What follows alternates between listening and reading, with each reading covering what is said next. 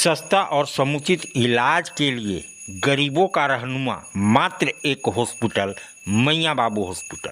आज आप दिल्ली दरबार आए हैं। दिल्ली दरबार अपने आप में पूरे डाल्टनगंज को समेटने के लिए तैयार है, क्योंकि गांधी उद्यान पार्क में दिल्ली दरबार जब से आया है रौनक बढ़ गई है। ज्योति प्रकाश जी का कहानियों के माध्यम से किशोरों को सही रास्ता दिखाया जा सके। यह सच है कि उन्होंने अपने लेखन के माध्यम से किशोर पाठकों को तैयार करने की बहुत बड़ी भूमिका निभाई है। उन्होंने 1934 से मुरादाबाद से प्रकाशित बाल विनोद पत्रिका के समापन का कार्यक्रम भी किया।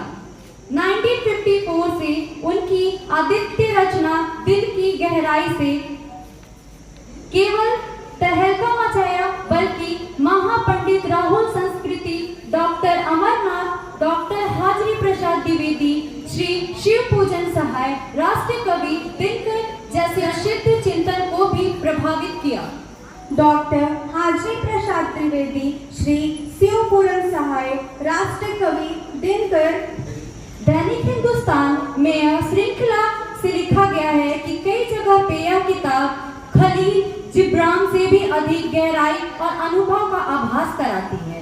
स्वभाव से विनम्र और उदार व समय समय पे जरूरतमंद लोगों की मदद के लिए भी हमेशा कतार में आगे खड़े रहकर अपने सक्रिय सहयोग और दान से सभी के लिए अपनी प्रसिद्धि प्राप्त किए। संघर्षों से लक्ष्य प्राप्त करना, प्रतिभा, अनुभव, चिंतन, उत्सव और हर परिस्थिति में उदारता के धनी, दृढ़ निश्चित व्यक्ति के धनी स्वर्गीय ज्योति प्रकाश जी सराहनीय एवं उदाहरणीय हैं। उनका हमेशा मानना था कि उत्साह का जनक और उदारता उत्साह की जननी है। समाज की रीढ़ रहे स्वर्गीय ज्योति प्रकाश जी का 19 मई 1996 को निधन हो गया।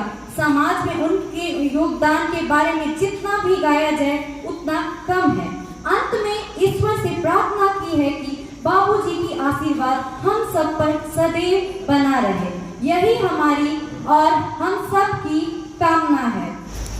मेरे पिताजी के बारे में मैं ज़्यादा अभी मैं सुन रहा था, जो हमारी एंकर है वो बता ही रही थी, पर कुछ चीज़ें जो हमारी छात्राओं को जानना चाहिए उस पर भी मैं प्रकाश डालना चाहूँगा कि जिस इंस्टीट्यूशन में आप पढ़ रहे हैं ये अपने आप में शिक्षा का वो स्थान है जो व्यक्तित्व के नाम पर, जिस व्यक्ति के नाम पे इस कॉलेज का नामकरण किया गया है।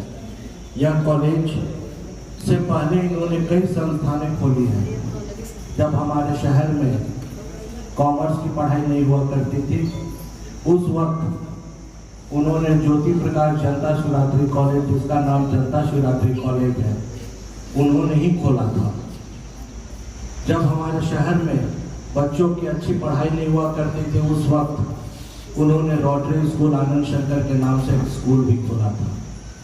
आज शहर में बेहतरीन पढ़ाई के लिए जाना जाने वाला हेरिटेज इंटरनेशनल स्कूल भी उन्हीं के परिवार से है। आज डेडिकेट्स भी उन्हीं के परिवार से है, और आप छात्राएं जिस कॉलेज में पढ़ रही हैं वो भी उन्हीं के नाम पे है। तो ये हमें गौरव है इस बात का कि हमारे पिताजी ने जो ये संकल्प लिया था शिक्षा के क्षेत्र में समाज में कुछ करने का, आज हम लोग उसको आगे बढ़ा पा रहे हैं। श्री ज्योति प्रकाश जी का ही सिर्फ शिक्षा के क्षेत्र में योगदान नहीं था, उनका योगदान मेडिकल फील्ड में भी था। जिस वक्त हमारे शहर में टीबी के पेशेंट हुआ करते थे, छुआछूत की बीमारी मानी जाती थी, समाज में कोई भी उसके सामने आगे आने के लिए तैयार नहीं होता था। उस वक्त उन्होंने ज्योति प्रकाश टीबी वार्ड का गठन किया और समाज को दिया, जो हमारे हॉस्पिटल में था, जहाँ पे सिर्फ टीबी का इलाज हुआ करता था। कई संस्थानें इनके द्वारा खोली गई, कई नए नए आविष्कार भी किए गए। जिस वक्त इंटरटेनमेंट का कोई साधन नहीं था और पूरे एकत्रित बिहार में 2 ही पिक्चर हॉल हुआ करते थे। आज आप लोग टीवी देख लेते हैं, मोबाइल देख लेते हैं, उस वक्त कुछ नहीं था।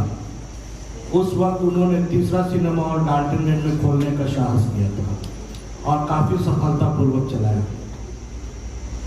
आज बहुत सारे लोगों की यादें भी उससे जुड़ी हैं। आपके यादें कितनी जुड़ी है मालूम नहीं, लेकिन आपके माता पिता की यादें जरूर जुड़ी होंगी। उनसे जब आप मोहन सिनेमा हॉल का जिक्र करेंगे तो वो बताएंगे हाँ हमने पहला पिक्चर वहीं देखा था। और उसी परिवार द्वारा बहुत जल्द आप लोगों को मैं समझता हूँ 1 वर्ष भी नहीं 6 महीने के अंदर PVR भी मिलने जा रहा है, जो 2 पिक्चर हॉल आपके नए युग के साथ। मुझे ये बताते हुए गौरव हो रहा है कि जिस तरह वो शिक्षा के क्षेत्र में थे, उनमें चौमुखी भी बहुत सारे उनमें गुण थे, जिसमें एक गुण ये था वो बहुत बड़े साहित्यकार भी थे। ये कम लोग जानते हैं कि उनकी लिखी हुई किताब शांति निकेतन में भी चली। आज उनके लेख पर मैं आज किताब भी बंटवाऊंगा, यहाँ पे प्रिंसिपल मैम को बोलूँगा सभी छात्राओं को दें एक एक किताब, और कुछ लोगों को मिला भी होगा। उसमें आप देखे होंगे कि दिनकर जी से लेकर राहुल संकृतान और कई ऐसे ऐसे लेखक जिन्होंने उनके बारे में टिप्पणी लिखी है, तो साहित्य के क्षेत्र में भी थे। और जिस व्यक्ति का साहित्य क्षेत्र भी रहा हो, शिक्षा का भी क्षेत्र रहा हो, व्यवसायिक क्षेत्र भी रहा हो, उस व्यक्ति का संगीत क्षेत्र भी था। आज आप लोग कल्पना भी नहीं कर सकते पद्मश्री के कैसे शास्त्रीय संगीत के गायक हुआ करते। लेकिन उस वक्त डाल्टनगंज जैसे छोटे जगह में पद्मश्री किशन महाराज, गुडई महाराज, गिरजा देवी, बिस्मिल्ला खां, सितारा देवी, गोविंदा जी की माँ निर्मला अरुण, कबीर बेदी की वाइफ प्रतिमा बेदी, जैसे जैसे काफी क्लासिकल डांसर सिंगर यहाँ पे आते रहे थे। उन्हीं का दिन था कि उनके आशीर्वाद से, उनके सहयोग से शहर को सुनने का मौका मिलता था। बताने का उद्देश्य ये है कि आप जहाँ पढ़ रही हैं वो उसका इतिहास बहुत पुराना है शिक्षा के क्षेत्र में, और आने वाले समय में हम सबों का भी प्रयास है कि आप लोगों को एक मजबूत और अच्छा स्तंभ बनाए। आप कहीं भी जाएं तो हम लोग गौरव महसूस कर सकें। हम लोग इंटरव्यू लेते हैं, जब हम लोग के पास काफ़ी लड़कियां आती हैं, लड़के भी आते हैं, और जब वो बताती हैं कि मैं सर ज्योति प्रकाश महिला BEd कॉलेज की छात्रा हूँ, तो मुझे ऐसा लगता है कि ये मेरा परिवार है और मैं प्राथमिकता देता हूँ। और मेरा प्रयास होगा कि आप लोगों में भी वो गुण आए। जब आप दूर किसी की शादी हो के दिल्ली जाएंगे, बॉम्बे जाएंगे, कहीं भी जाएंगे, और हमारे कॉलेज का सर्टिफिकेट होगा, तो उस गौरव के साथ आप लोग भी वहाँ भी इस कॉलेज का नाम करें, ताकि संस्था बोले कि हाँ उस कॉलेज की छात्राएं अच्छी थी, पढ़ाने में काफ़ी अच्छे हैं। और आप लोग अपने क्लास में आती हैं, जो लड़कियां आती हैं जिनका अटेंडेंस 100% है, मैं शिवानी से बोलूँगा कि वैसे लड़कियों को जरूर सम्मानित करें जो लड़कियों का 100% अटेंडेंस है, और ऐसे लड़कियों के मार्क्स को विशेष रूप से दो। तुम अपने हाथ में 3 नंबर 4 नंबर मार्क्स रखो शिवानी, और ऐसे लड़कियां जो कॉलेज में बहुत अच्छा कर रही हैं, आती हैं, एक्टिविटी में भाग लेती है, उनको 3-4 नंबर तुम अपनी ओर से दो, क्योंकि वो लड़कियां मेहनत कर रही हैं, वो कॉलेज का नाम रोशन कर रही हैं। और मैं उम्मीद करता हूँ कि कॉलेज के हर लड़कियों को अवार्ड मिले और 10 में 10 मिले। उसके लिए मैं अपने पिता का नमन करना चाहता हूँ, और मैं आज अपने पिता को याद कर रहा हूँ। जब भी मेरे बड़े भाई बहुत सा चीज़ बताया अपने पिता के बारे में, बस एक ही शब्द मैं बोलना चाहूँगा, मेरे पिता ही नहीं, मेरे अभिभावक ही नहीं, हम लोगों के गुरु भी थे। शायद ये रूप आप लोग नहीं सुनी होंगी। आज जो कुछ हम दोनों भाइयों ने पाया है, या थोड़ा बहुत उनके सामने नाम आगे किया अपने समाज के सामने, अगर सारा श्रेय में देना चाहता था पूज्य पिता श्री ज्योति प्रकाश जी को,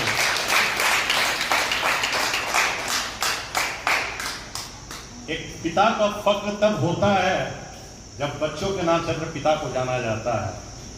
तो शायद वो मुकाम हम दोनों भाई अभी तक नहीं छू पाए। आज भी हम लोग अपने पिता के नाम से ही जाने जाते हैं कि ज्योति बाबू की ये दोनों बेटे हैं। मैं भगवान से मनाना चाहूँगा कि हम लोग ऐसा कुछ करें, समाज के लिए कुछ ऐसा कर जाएं, ताकि लोग याद करें कि ज्ञान शंकर आनंद शंकर जी के पिता श्री ज्योति प्रकाश जी थे। अभी मेरे बड़े भाई आनंद शंकर जी ने बतलाया कि पिता हमारे पूज्य पिता बहुत सी चीज इन्होंने समाज को दिया है। उनका एक योगदान था कि समाज उनका एक पॉलिसी था, एक उनका ध्येय था, अगर इस समाज से कुछ कमाए हो, इस समाज को कुछ देना सीखो, वरना आप हमेशा ऋणी रह जाओगे समाज का। और उन्होंने हमेशा ऋण अदा करने का समाज का काम किया है, इसलिए हम फख्र करते हैं अपने पिता पे, ज्योति प्रकाश जी के हम उनके पुत्र हैं। अंत में मैं पुनः आप सबों को बहुत बहुत बधाई देना चाहता हूँ। आज मैं पहली बार शायद इस फंक्शन में आया हूँ और आप लोगों के बीच हूँ। बस मैं छोटा ही सा बात कहना चाहता हूँ कि ये हमारे परिवार का एक स्कूल है, हेरिटेज इंटरनेशनल स्कूल है, जो मुझे लगता है कि आप सबों का भी काम आ सकता है।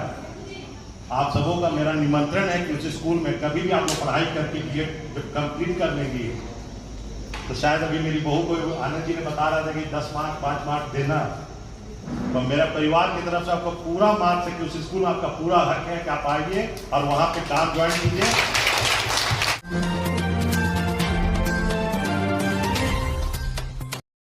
अरे भाई, बेटा तो एक ही है ना, कहाँ कहाँ भेजोगे उसे ये सब सीखने?